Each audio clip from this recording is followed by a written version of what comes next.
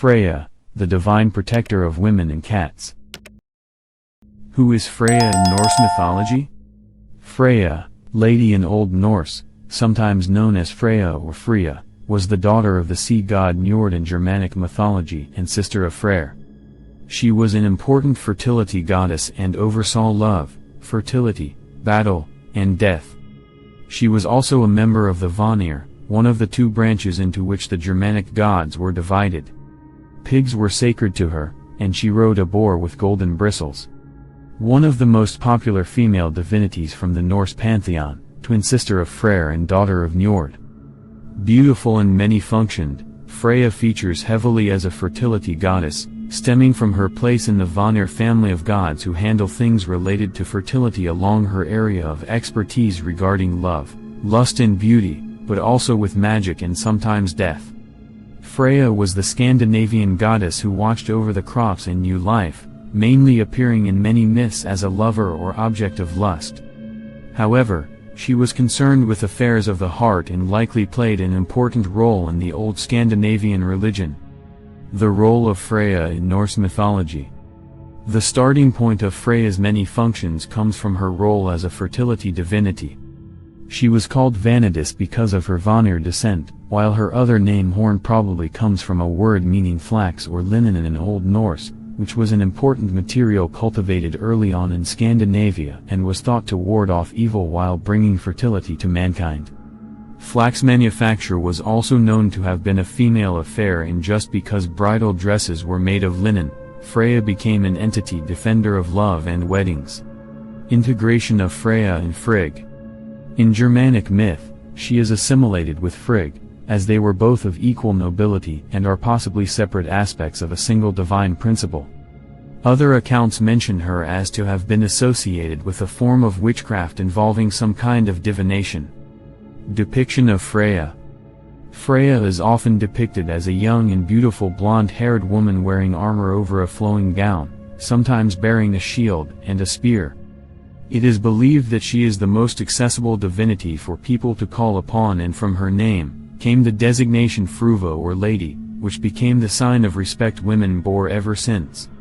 Playing a major role in erotic poetry, Freyja had a special authority in relationships involving love. So, it was believed that it was good to call on her for help. Yet, she was not the only goddess of love for whom mankind had recourse. Background and family of Freyja. Freyja was born in Vanaheim but moved to Asgard as a hostage when peace was made between the Vanir and the Aesir. As the story says, she was delivered over by the Vanir and was accepted among the Asgardians as the goddess of love and fertility. While Freyja may have originally been paired in a brother-sister couple with Freyr, our most comprehensive source when it comes to Norse mythology, through the Icelandic mythographer Snorri Sturluson, has her down as the wife of a deity named Odr, or Odur, Od, who have gone missing into foreign lands, inexplicably leaving Freyja behind, who would later wander the earth in search of him while weeping tears of gold. Being also a goddess of wealth, as attested to by many poetic references that link her to treasure, her tears are said to have been made of gold. In addition, both Freyja's daughters' names Nas and Gersemi, meaning something along the lines of preciousness or treasure, and were possibly used in later poetry as manifestations of Freyja herself. According to some accounts, many of Freyja's various names are those she acquired during her wanderings in the unknown looking for her husband. However, her journey in search of him is completely undocumented. Freyja's association with war and death. Freyja was given the realm of Folkvanger and given the fact that all Scandinavian warriors who bravely die in battle were collected by Valkyries, but as she was closely associated with death, she claimed half of these heroes for her own, then carried them to Folkvanger, while the others went to Valhalla. As the god of wisdom and magic, Odin had the closest association with the dead, while other Vanir deities have no such connection. However, Freyja's relationship with magic is also well known, and Snorri Sturluson relate how it was Freyja who first taught certain shamanistic magic among the gods of Asgard. This is called the satyr, a form of magic practiced in Old Norse society. Finally, The way Freyja chose to slain warriors as opposed to Valkyries carries her into more ferocious spheres, functioning as a goddess of death and even battle itself. This link between Freyja and Odin, as well as Odin's strong proficiency with magic, led many to think that Odin and Freyja's husband could have originally been the same individual. Animals and symbols associated with Freyja.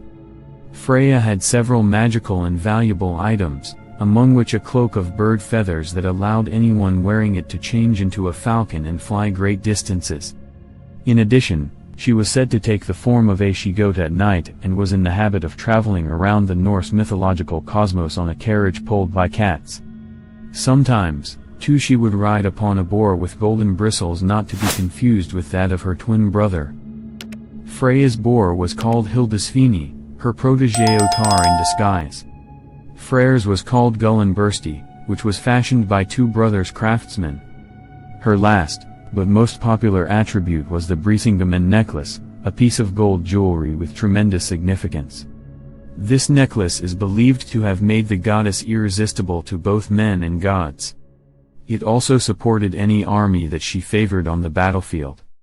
Her ownership of the Brisingamen alludes in a text describing how she came into its possession, but its most famous myth concerns its theft, which was preserved in such a fragmentary and clumsy way, that it is now hard to come up with one comprehensive story. The story of how Freyja attained her necklace.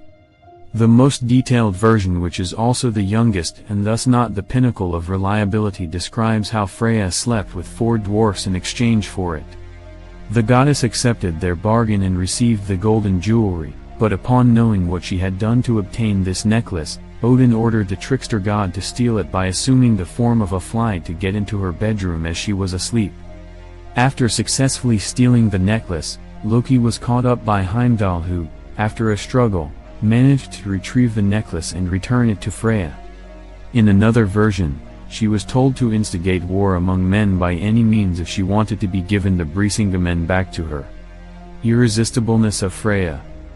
Just like this story goes, the handed-down mythology emphasizes Freyja's role in all things related to sexuality, and her desirability was all over again the core theme. In classic myth, Freyja is often featured as an irresistible item of lust, mainly in the eyes of giants. In one tale, she was kidnapped by one of them, who took her to Jotunheim, hoping to marry her to one of his sons, but she rejected all of them. Another story tells of Thor's hammer being stolen by the giant Thrymr, who refused to return the hammer unless getting his hands on the goddess. In the tale of the master builder, the giant who was to construct a wall around Asgard, demanded Freyja be part of his payment. As for other related myths, a certain giant entered Asgard and boasted he would destroy all gods except Sif and Freyja, whom he will take to his home, but was fortunately defeated by Thor. Besides, the goddess is the price of many things, which other gods try to avoid paying. Other myths, however, reinforce Freyja's supposedly free and considerable sexuality, for she was reputed to have had relationships with many suitors, including gods and other beings.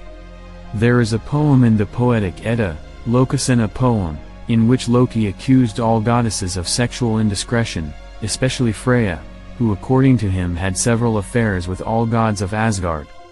But some account says that she played the oldest profession, for she gave herself to 4 dwarfs to obtain a beautiful necklace.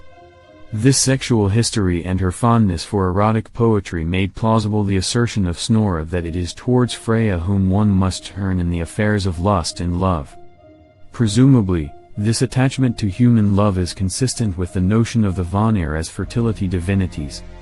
We might reasonably expect a fertility deity to be associated with the dead, but in this mythology at least, the evidence all goes in the other direction. Freyja's sexualization and worships. As a fertility deity, Freyja would have taken up a central role in old Scandinavian religion and society for playing a part in the circle of life and death. She is one of the few individual goddesses who had a major role in the more official religious cult, as she incorporates many traits that can be found in fertility divinities from all over the world, among which is a clear connection to death. The goddess Freyja is famed for her cheerfulness, and the worship devoted to her was erotic. We now know that she was a potent force in the last years of paganism in Iceland, because of a famous incident recounted in connection with Christianization. At the Althing Parliament, a supporter of the conversion was banned for blasphemy towards the goddess because of a song he recited calling her in disgraceful names. This shows that she was still important enough for people not to successfully get away with these sorts of things. Even though the Old Norse sources do not specifically detail the existence of a cult to Freyja, but many places in Sweden and Norway are related to her name, indicating clear worship of her, which even pointed to a public cult as opposed to a domestic worship one would expect for a goddess.